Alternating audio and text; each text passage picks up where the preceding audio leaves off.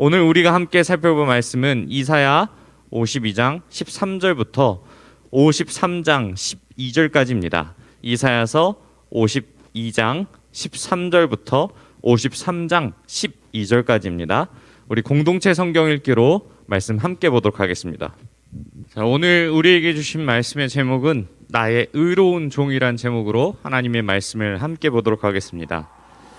네, 저는 시도 때도 없이 열심히 연주하고 있네요. 네, 여러분 오늘 말씀이 어떻습니까? 상당히 어려운 말씀이에요. 이 말씀은 우리가 성경에 대한 깊은 이해와 지식이 없으면은 잘 알 수 없는 부분입니다. 여러분들에게 질문하겠습니다. 여러분들 이 말씀 가운데 나오는 하나님께서 이 땅 가운데 보낸 종이 우리는 예수 그리스도라는 사실을 너무나도 잘 알잖아요. 그런데 왜 예수님이 고난을 받고 질고를 받았는지에 대해서 알고 있습니까? 네.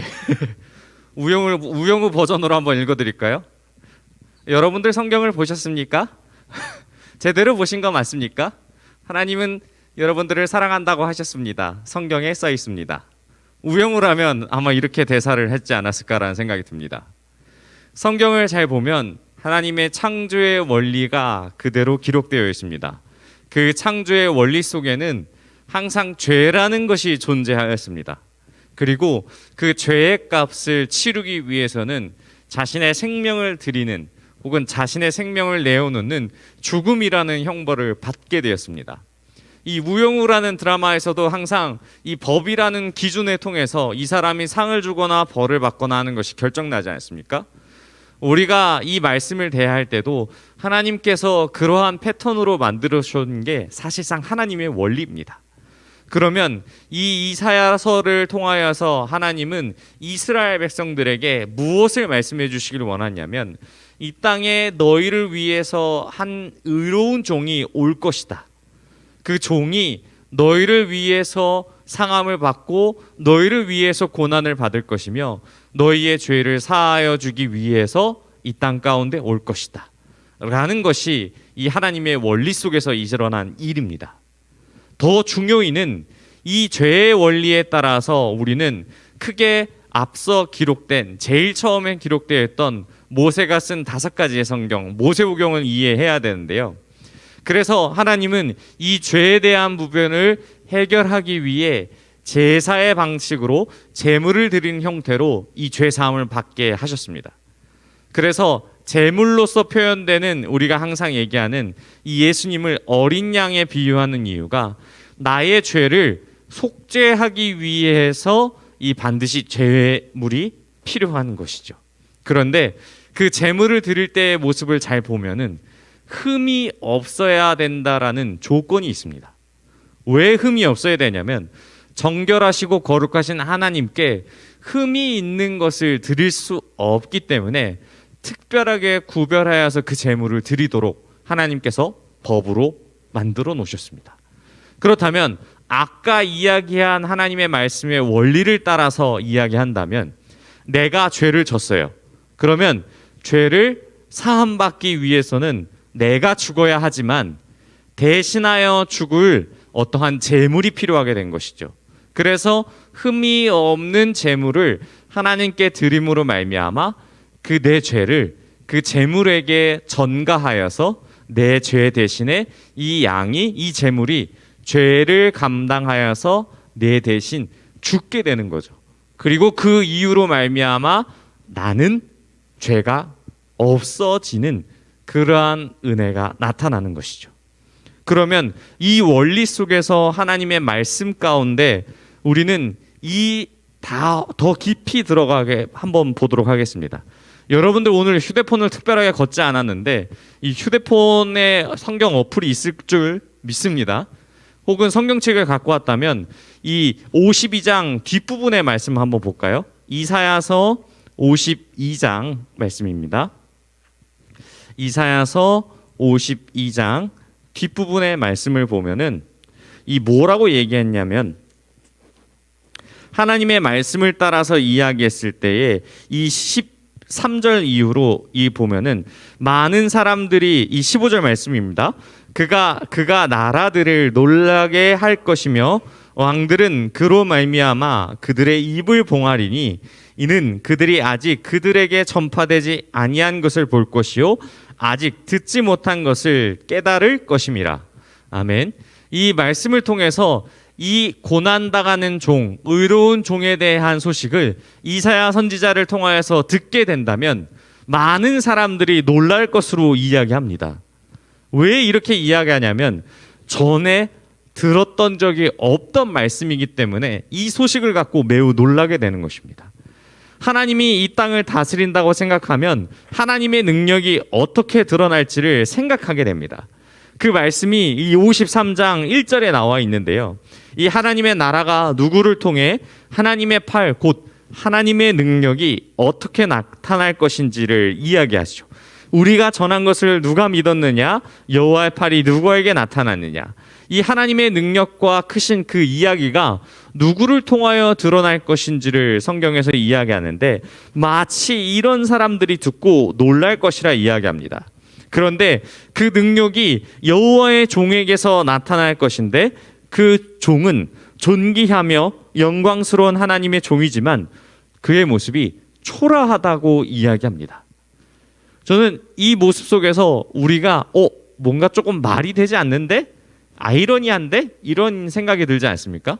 우리가 생각하는 종이라는 것은 다른 사람을 섬기는 그런 미천한 사람들을 종이라고 이야기합니다.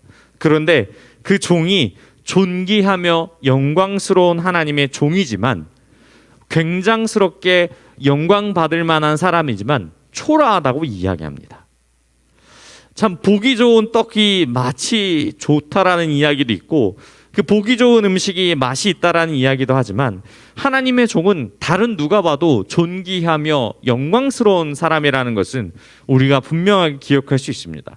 그런데 그러한 모습이라면 누구나 인정하며 좋아할 것 같지만 하나님은 그 모습이 초라하다고 이야기합니다. 왜 초라할까요? 우리는 여기서 하나 더 고민하면서 말씀을 들어갑니다. 어떤 것이 초라한지를 보았을 때 이 영광을 받아야 될 사람이 고난을 받기 때문에 초라한 것이죠. 고난을 어떻게 받았냐면 다른 사람의 죄를 사하기 위해서 이 사람이 대신 고난을 받기 때문에 우리의 죄를 사하기 위해서 내가 대신 고난을 받기 때문에 그 모습이 영광을 받아야 될 모습이지만 찔리고 상하고 이렇게 다침으로 말미암아 이 모습으로 말미암아 초라하게 된 것입니다. 사람이 겪는 온갖 고생, 슬픔, 질병 다 겪었기 때문에 이것을 가까이 가기도 어렵습니다. 우리가 심각할 정도로 많은 슬픔에 잠겨 있는 사람에게 함부로 다가가지 않습니까? 이 다가갔을 경우는 굉장히 조금 잘못 위로할 것 같고 이 사람의 마음이 더욱더 어려워집니다. 뿐만이 아닙니다. 성경에서 이야기하고 있는 이 모습 가운데 우리는 다시 한번 보게 됩니다. 재물은 흠이 없어야 된다라고 이야기했는데 고난을 받게 되고 상함과 찔림이 나타나면은 더 이상 재물로서의 역할을 할 수 없습니다. 고난받고 초라하고 가까이 할수록 내가 더 더럽혀지고 부정하게 된다라고 생각하기 때문에 이 종을 가까이 할 수 없습니다. 그런데 4절 말씀을 보면 우리의 예상과는 전혀 반대로 흘러가게 됩니다. 우리 53장 4절 말씀을 함께 읽겠습니다. 시작. 그는 실로 우리의 질고를 지고 우리의 슬픔을 당하였거늘 우리는 생각하기를 그는 징벌을 받아 하나님께 맞으며 고난을 당한다 하였노라. 이 종이 받은 고난과 고통은 우리의 허물과 죄악 때문이라고 이야기합니다. 이 말씀에서 뭐지? 라고 하는 그러한 생각들이 떠오를 텐데 왜 내가 죄를 저졌는데 남이 나를 대신해서 맞아? 라고 했을 때 이 하나님의 원리와 사랑이 이곳 가운데 흘러가게 됩니다.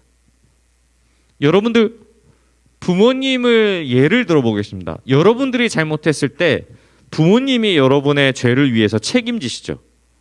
그죠? 여러분들이 무엇을 잘못했을 때 그 모든 책임은 부모에게 있습니다. 그런데 성인이 되고 나서는 어떻게 되죠? 그 책임을 내가 지게 되죠.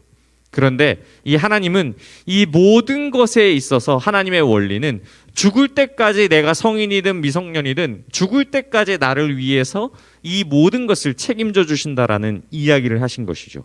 그래서 사람이 죄를 지으면 죄값을 치러야지만 그 죄값을 내가 치르는 것이 아니라 제사를 드림으로 이 내 죄를 짊어지고 가야 할 제물에게 그 죄를 대신 씌워서 죽음으로 말미암아 이 죄가 사해지는 그러한 은혜가 우리에게 있는 것이죠. 그래서 이 하나님께서 우리가 읽었던 이 5절 말씀처럼 그는 우리가 찔림은 우리의 허물 때문이요 그가 상함은 우리의 죄악 때문이라. 그가 징계를 받음으로 우리는 평화를 누리고 그가 채찍에 맞음으로 우리는 나음을 받았도다. 이러한 흐름이 흘리게 되는 거죠. 당시에 이 이사야 선지자를 통해서 했던 말은 그 누구도 이해할 수 없었습니다. 지금 여기 있는 여러분들도 그 말씀이 잘 이해되지 않을 거라 저는 믿어 의심치 않습니다. 왜 나 때문에 예수님이 고통을 받아야 됐고 왜 나 때문에 어떠한 다른 사랑의 대상이 왜 고통을 받을까요? 참 아이러니하죠. 근데 이것이 우리는 사랑이라고 희생이라는 사실을 너무나도 잘 알고 있습니다.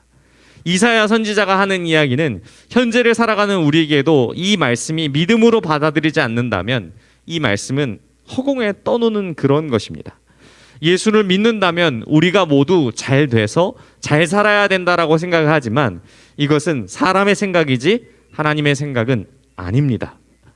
하나님은 곧 눈물과 고통의 길을 걸어가셨고 매 맞고 고난받는 그 고통의 길도 축복이라 말씀하십니다. 하나님을 믿는다라는 것은 현실을 바라보는 눈이 180도 바뀌어서 하나님의 질서로 세상을 바라보게 됩니다. 그래서 우리는 이 고난이 얼마나 값진 고난인지를 깨닫게 됩니다. 우리 10절 말씀을 함께 읽어볼까요? 10절 말씀을 함께 읽도록 하겠습니다. 시작. 여호와께서 그에게 상함을 받게 하시를 원하사 질고를 당하게 하셨은즉 그의 영혼을 속건 제물로 드리기에 이르면 그 씨를 보게 되며 그의 날은 길 것이요 또 그의 손으로 여호와께서 기뻐하시는 뜻을 성취하리로다. 이 말씀을 보면은 또 아이러니한 부분이 나옵니다. 상반절의 처음 부분을 보면은 상함을 받게 하시는 것을 하나님께서 원하신다라는 말씀이 있습니다. 누군가 고통을 당하는 것은 이것을 원한다는데 하나님은 그 모습을 보시고 또 어떠냐면 하반절에 보시면 여호와께서 기뻐하신다라고 봅니다.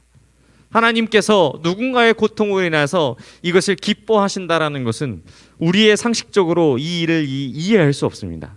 그런데 이것을 조합해 보면 고난받음으로 인하여서 우리가 나음을 얻었고 생명을 얻었기 때문에 하나님은 이 일로 인해 기뻐하신다라는 것입니다. 타인의 죽음과 고통을 보고 기뻐한다라는 것은 이상하게 생각할지 모르겠지만 180도로 바꿔서 우리의 기준이 아니라 하나님의 말씀의 기준에서 이것을 바라보게 된다면 하나님이 만드신 그 속죄의 원리를 따라 죽어야 할 죄를 지은 나를 대신하여 고난받고 죽으심으로 죄값을 치른다는 사실은 매우 은혜인 것이죠.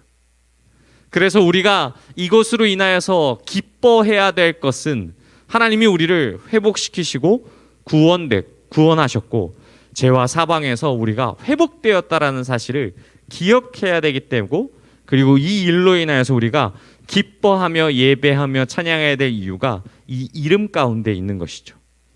사랑하는 고등부 여러분, 말씀을 정리하며 여러분들에게 다시 한 번 더 질문합니다. 이 말씀을 우리의 삶에 어떻게 적용할 수 있을까요? 여러분의 그 말씀 가운데 내 삶의 기준에서 시선이 아니라 180도 바뀌어서 하나님의 시선을 바라봤을 때 많은 것들이 바뀌게 됩니다. 많은 것을 손해보고 많은 것을 고난받고 많은 것을 희생하는 것을 세상은 뭐라고 얘기하면 바보라고 이야기합니다.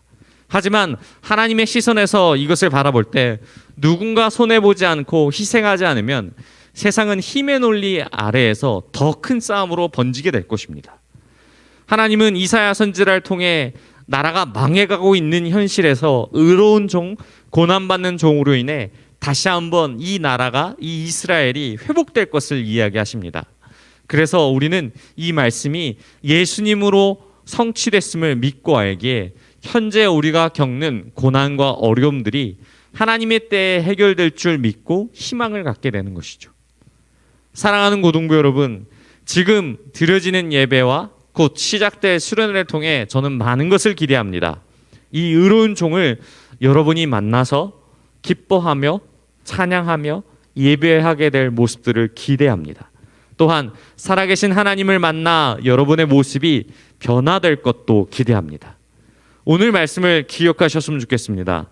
그 어떤 말씀보다 더욱더 중요한 주님의 은혜 가운데에 죽기까지 우리를 사랑하신 그분의 참된 의미를 기억하며 날마다 그분으로 인하여서 기뻐하며 나아가는 저와 여러분이 되시길 바랍니다.